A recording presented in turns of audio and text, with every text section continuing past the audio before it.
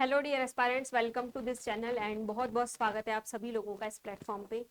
तो आज एक बहुत इंपॉर्टेंट टॉपिक के बारे में बात करने वाली हूँ। जैसा कि आप लोगों को दिखाई दे रहा होगा, पंजाब असिस्टेंट प्रोफेसर की नई वैकेंसीज आने वाली है। लगभग लगभग 1200 वैकेंसीज आपको यहाँ पे दिखाई दे रही हैं। तो इनकी एलिजिबिलिटी क्या होगी, क्वालिफिकेशंस क्या है, सारी चीज़ों के बाद में मैं बात। तो स्टार्ट किया जाए इस चीज़ को। देखिएगा, तो ये जो है ऑफिशियल नोटिफिकेशन नहीं आया है, लेकिन जो ऑफिशियल वेबसाइट्स हैं उस पर अगर आप जाएंगे तो ऑफिशियल नोटिफिकेशन तो नहीं मिलेगा। बट ये कुछ चीज़ें हैं, कुछ सोर्सेज है जहाँ से पता चला है। जैसे ये आपको दिख रहा होगा, एक पेपर का सोर्स है जहाँ से पता चला है कि कैबिनेट ने अप्रूव कर दिया है कि नई नई यूनिवर्सिटी बनने वाली है और नई यूनिवर्सिटी आपके रिक्रूटमेंट करेगी। लगभग लगभग इतने पोस्ट आपके आने वाले हैं। ठीक है, अब ये टोटल पोस्ट है, इनमें क्या क्या चीज़ें इन्वॉल्व हैं, क्या क्या चीज़ें इंक्लूडेड हैं, ये हम बात करेंगे। लेकिन उससे पहले मैं आपको एक चीज़ बताना चाहती हूँ कि अगर आप CSIR नेट के लिए प्रिपरेशन कर रहे हो तो 16 मार्च से एक बैच स्टार्ट हो चुका है, यानी कि आज ही से मंडे से बैच स्टार्ट हुआ है। और इस बैच पे आपको 30% ऑफ मिल रहा है। IFS आपको 30% ऑफ दे रहा है। और भी इम्पॉर्टेंट बात ये है कि आपको 30% ऑफ मिल रहा है और इस बैच का नाम जो है सुपर इमोशन 7.3 बैच है। और इम्पॉर्टेंट चीज़ ये है कि बिना कूपन कोड लगाए कैसे ऑफ मिलेगा, तो कूपन कोड है इसका IFAS30। ठीक है, ये आपको ध्यान रखना है। चलिए, तो हम आ जाते हैं अपने मुद्दे पे। पंजाब यूनिवर्सिटी जो है, सैटरडे को उसने अप्रूवल दिया है कि world class Shri Guru Tegh Bahadur university जो है आपकी आने वाली है आनंदपुर साहिब। और रिक्रूटमेंट ऑफ इतने असिस्टेंट प्रोफेसर्स, या बोले कि इसमें बहुत सारी पोस्ट इंक्लूडेड है जिनके बारे में मैं आपको बताने वाली हूँ।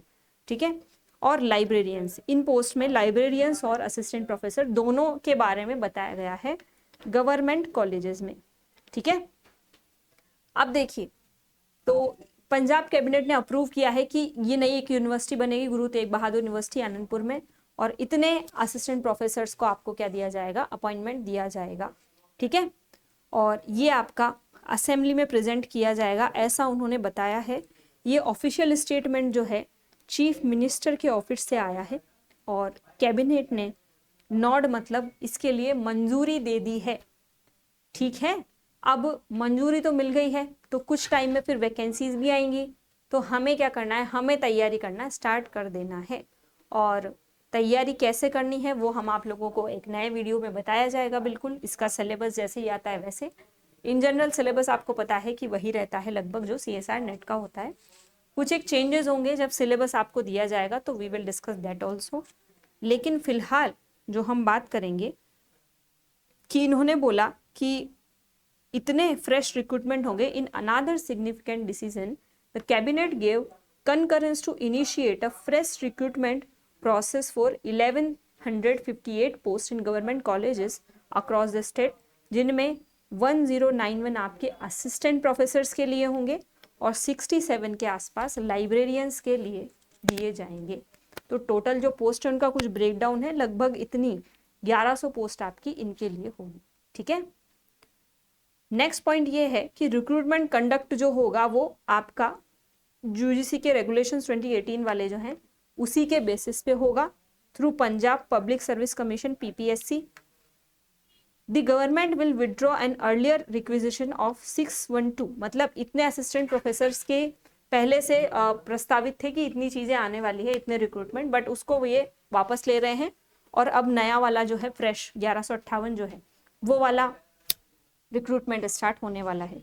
ठीक है, and submit a new fresh consolidated requisition for all post. तो सारी पोस्ट के लिए इन्होंने एक नया जो है प्रस्ताव लाया है।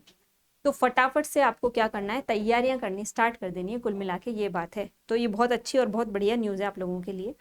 To provide a fair opportunity to all the candidates including those who applied under October 2021, मतलब लास्ट 4 साल पहले हुआ था, ये 4-5 साल पहले। तो one time relaxation in upper age limit will be granted, दिया जाएगा उन लोगों को भी। Additionally candidates from reserve category will receive further age relaxation according with existing government policy. तो एज लिमिट जो है वो अपना जो है गवर्नमेंट, आपकी स्टेट गवर्नमेंट जो भी बेसिस पे देती है हर बार, वो आपको फिर से प्रोवाइड किए जाएंगे। बाकी सारी चीज़ें सेम है, बट इंपॉर्टेंट ये है कि वैकेंसी अब आने वाली है। ठीक है, चलिए, तो एक बात तो ये हो गई। अब अगर इसके एलिजिबिलिटी क्राइटेरिया की बात करूँ ना, तो लगभग सेम ही चीज़ें, एक बार सुन लेते हैं, यही होता है हर बार का क्राइटेरिया, बट कुछ डिफरेंसेस होगा तो फिर हम आपको बताएंगे जरूर। और ये आपको दिख नहीं रहा है, इसको थोड़ा सा हम छोटा कर देते हैं, ठीक है। तो अब देखिएगा इसका एलिजिबिलिटी क्राइटेरिया क्या है। यहाँ पे लिखा है candidate must meet the following core requirements per UGC guidelines के बेसिस पे। एडिशनल क्वालिफिकेशन, एजुकेशनल क्वालिफिकेशन क्या होनी चाहिए स्टेट पॉलिसी के बेसिस पे।